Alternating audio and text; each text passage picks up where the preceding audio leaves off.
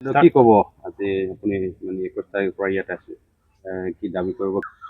হয়, আমি সদৌ অসম আদিবাসী মহিলা সন্থাৰ পৰা যেতিয়া আমি এইটো ঘটনাটো শুনিছোঁ, দুটা ছোৱালী সন্তানহীন হৈ আছে বুলি, তেতিয়াৰ পৰা আমি ইয়াতে আছোঁ। আৰু আমি জনামতে মানে ছোৱালী দুটা পুখুৰীত ডুব মাৰি কিনি মৃত্যুবৰণ কৰিলে। আৰু তেখেতসকলক মানে যেতিয়া মানে সোধ পোছ কৰোঁতে মানে সিহঁতৰ কাৰণ ঘটনাটো হৈছিলে আপোনাৰ 8টাৰ পৰা 9টা বজাত মানে।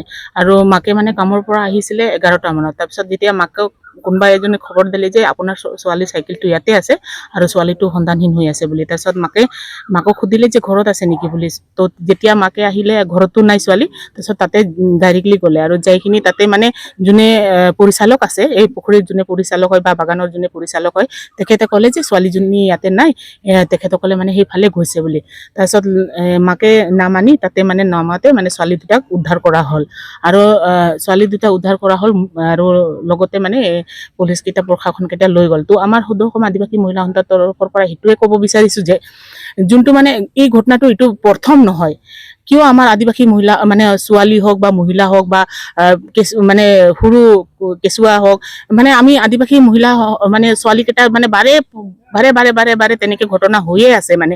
আৰু এইটো এৰিয়াতো মানে বহুতবাৰ তেনেকুৱা ঘটনা হৈছে। আৰু আমি এই উচিত মানে যোনটো ন্যায় পাব লাগে, সেই উচিত ন্যায়টো এতিয়ালৈকে নাপাওঁ।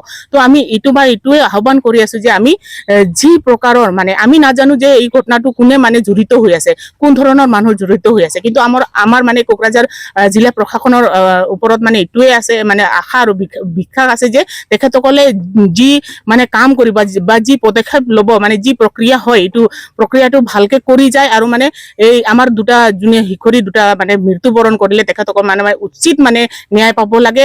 আৰু এই দুটা মানে যোনটো দুটা পৰিয়ালটো মানে ভুক্তভোগী হৈ আছে, এই পৰিয়াল দুটাক মানে অসম চৰকাৰে মানে সাহায্য মানে আৰ্থিক সাহায্য দিব লাগে। কাৰণ পৰিয়ালকেইটা বহুত দুখিত হয় আৰু দুখিত পৰিয়াল হয়। আৰু এজনীতো দেউতাও নাই। তো ইয়াতকে মানে দুখ আৰু কি হ'ব পাৰে। আৰু এটা মাক মানে এটা ছোৱালীক হেৰুৱাই দিয়াৰ পিছত এটা ল'ৰাৰ লগত মানে তাৰ সৰু কেঁচুৱাৰ লগত মানে কেনেকুৱা থাকিব, এইটো মানে আমাৰ প্ৰশ্ন হয় যে আপোনালোকে চৰকাৰে যে বাৰে প্ৰতি মানে কৈ থাকে যে আমি বেটি বাচাও, বেটি পঢ়াও, বেটি সুৰক্ষা, কিবা কিবি মানে বহুত আঁচনি ছোৱালীৰ কাৰণে, কিন্তু এই ৰেপ নিচিনা মানে ঘটনা হোৱাত কিয় সুৰক্ষিত নাই আমি? কিহৰ কাৰণত নিৰাপত্তা নাই আমি? কি কাৰণত নাই মানে? তো আমাক নিৰাপত্তা লাগে, আমাক সুৰক্ষিত লাগে, আমাক ন্যায় লাগে, আমাক ছোৱালীবিলাকক ন্যায় লাগে, মহিলাবিলাকক ন্যায় লাগে। আপোনালোকে ন্যায় দিয়ক আৰু আমাৰ এই ঘটনাটোৰ আপোনালোকে উচিত মানে তদন্ত কৰক আৰু উচিত বিচাৰ কৰি আমাক ন্যায় দিব বুলি আমাৰ আশা আছে। ধন্যবাদ।